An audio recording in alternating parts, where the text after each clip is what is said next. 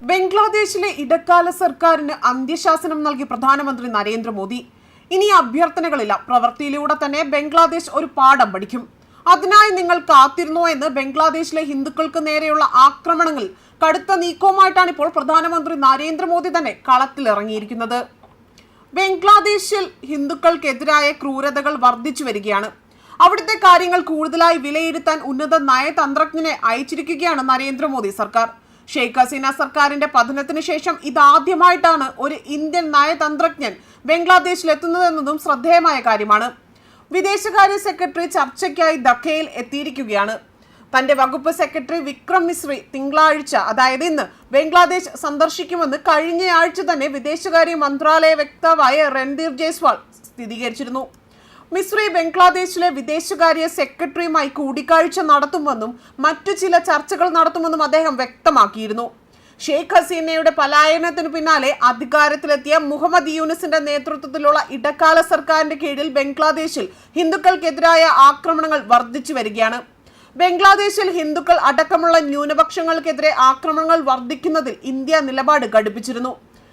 നിലവിലെ സാഹചര്യത്തിൽ ആശങ്ക പ്രകടിപ്പിച്ചെന്നും ന്യൂനപക്ഷങ്ങൾക്കെതിരായ ഭീഷണികളും ആക്രമണങ്ങളും തടയാൻ നടപടി സ്വീകരിക്കണമെന്ന് ബംഗ്ലാദേശിനോട് ആവശ്യപ്പെട്ടതായും വിദേശകാര്യ വക്താവ് രൺധീർ ജയ്സ്വാൾ നേരത്തെ തന്നെ വ്യക്തമാക്കിയിരുന്നു. ബംഗ്ലാദേശ് ഇടക്കാല സർക്കാർ എല്ലാ ന്യൂനപക്ഷങ്ങളെയും സംരക്ഷിക്കാനുള്ള ഉത്തരവാദിത്തം നിറവേറ്റണം. ആക്രമണങ്ങളും പ്രകോപനങ്ങളും വർദ്ധിക്കുന്ന കാര്യങ്ങൾ ഇന്ത്യയുടെ നിലപാട് വ്യക്തമാണ്. സംഭവ വികാസങ്ങൾ മാധ്യമങ്ങൾ പെരുപ്പിച്ചു കാട്ടുകയാണ് എന്ന ബംഗ്ലാദേശിന്റെ വാദം അംഗീകരിക്കാനാകില്ല എന്നും അദ്ദേഹം പറഞ്ഞിരുന്നു. ഇസ്കോണിനെതിരായ നടപടികളിലും ഇന്ത്യ ആശങ്ക പ്രകടിപ്പിച്ച് രംഗത്ത് വന്നിരുന്നു. ആഗോളതലത്തിൽ അറിയപ്പെടുന്ന സാമൂഹിക സേവനത്തിൽ റെക്കോർഡുള്ള സ്ഥാപനമാണ് ഇസ്കോൺ. ആത്മീയ നേതാവ് ചിന്മയ് കൃഷ്ണദാസിന്റെ അറസ്റ്റുമായി ബന്ധപ്പെട്ട് നിയമപരമായ അവകാശങ്ങൾ ഉറപ്പാക്കണം. കേസുകൾ നിഷ്പക്ഷമായും സുതാര്യമായും കൈകാര്യം ചെയ്യണമെന്നും ജയ്സ്വാൾ ആവശ്യപ്പെട്ടിരുന്നു. അതേസമയം ഇത്രയേറെ മുന്നറിയിപ്പുകൾ ഇന്ത്യ നൽകിയിട്ടും അതിനെതിരെ ഒന്നും ബംഗ്ലാദേശ് അല്ലെങ്കിൽ അതിനെ മാനിക്കുന്നില്ല എന്നാണതാണ് വാസ്തവം. ഇസ്കോൺ സംഘടനയിലെ ചിന്മയ് കൃഷ്ണദാസിനെ രാജ്യദ്രോഹി എന്ന് മുദ്രകുത്തി ജയിലിൽ അടയ്ക്കുകയും ഇസ്കോൺ എന്ന സംഘടനയും അതിൽ പ്രവർത്തിക്കുന്ന പ്രവർത്തകരെയും ആക്രമിക്കുകയും ചെയ്യുന്നു. സമാധാനമായിട്ട് അവർക്കവിടെ കഴിയാൻ സാധിക്കുന്നില്ല. ഇസ്കോൺ സന്യാസിമാർക്ക് ഇന്ത്യയിലേക്കുള്ള യാത്ര പോലും അവർ നിഷേധിച്ചിരുന്നു. സാധുവായ രേഖകൾ പോലും കൈവശമുണ്ടായിരുന്നിട്ടും അവർക്ക് യാത്ര നിഷേധിക്കുകയായിരുന്നു. അതേപോലെ ഇനി അവിടുത്തെ ന്യൂനപക്ഷങ്ങൾക്ക് മേൽ ഒരു തരി മണ്ണ് പോലും നുള്ളിയിടില്ല എന്ന് ഉറപ്പ് നൽകിയിട്ട് പോലും ഇടക്കാല സർക്കാർ ഹിന്ദുക്കൾക്ക് നേരെ ആക്രമണം അഴിച്ചുവിടുകയായിരുന്നു. ബംഗ്ലാദേശിലെ ഹിന്ദുക്കൾക്കും ഇതര ന്യൂനപക്ഷങ്ങൾക്കും ഐക്യദാർഢ്യം പ്രഖ്യാപിച്ച് രാജ്യമൊട്ടാകെ മഹാറാലികൾ പോലും സംഘടിപ്പിച്ചിരുന്നു. മതഭേദമന്യേ ഇല്ലാതെ ലക്ഷക്കണക്കിന് ആളുകളാണ് പ്രതിഷേധവുമായി തെരുവിലിറങ്ങിയതും. മധ്യപ്രദേശിൽ ഇൻഡോറിൽ 2.5 ലക്ഷം പേർ പങ്കെടുത്തു. കർണാടകയിലും തമിഴ്നാട്ടിലും കേരളത്തിലും എല്ലാ ജില്ലാ കേന്ദ്രങ്ങളും മഹാസമ്മേളനങ്ങൾ നടത്തിയിരുന്നു. ബംഗളൂരുവിൽ ഹിന്ദു ഹിതരക്ഷൻ വേദിക, ചെന്നൈയിൽ ബംഗ്ലാദേശ് ഹിന്ദു അധികാർ പുനഃപ്രാപ്തി സമിതി, കേരളത്തിൽ ബംഗ്ലാദേശ് മതന്യൂനപക്ഷ ഐക്യദാർഢ്യ സമിതി, മധ്യപ്രദേശ് സകാൽ ഹിന്ദു സമാജ് തുടങ്ങിയ സംഘടനകളാണ് പ്രതിഷേധ റാലികൾക്ക് നേതൃത്വം നൽകിയതും. ബംഗ്ലാദേശിലെ എല്ലാ ജില്ലകളിലും വ്യാപാരികൾ കടകൾ അടച്ചിട്ട് ബംഗ്ലാദേശിലെ മതമൗലികവാദ സർക്കാരിനെതിരെ പ്രതിഷേധിച്ചിരുന്നു.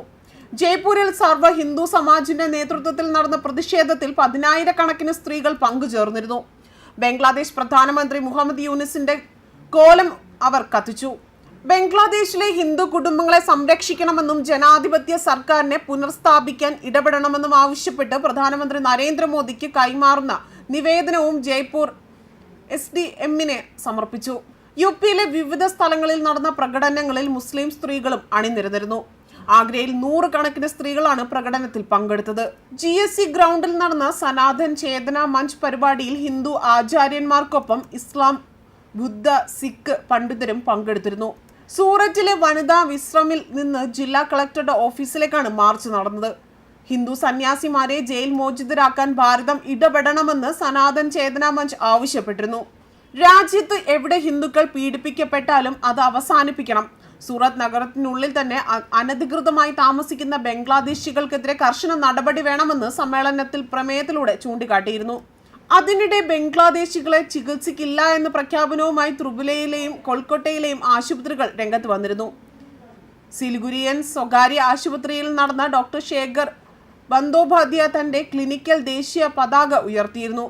പതാകയെ വന്ദിക്കാത്തവർ, പ്രത്യേകിച്ച് ബംഗ്ലാദേശികൾ, വരേണ്ടതില്ല എന്ന ബോർഡുകളും അദ്ദേഹം പതിപ്പിച്ചിരുന്നു. ന്യൂസ് ഡെസ്ക് കർമ്മ ന്യൂസ്.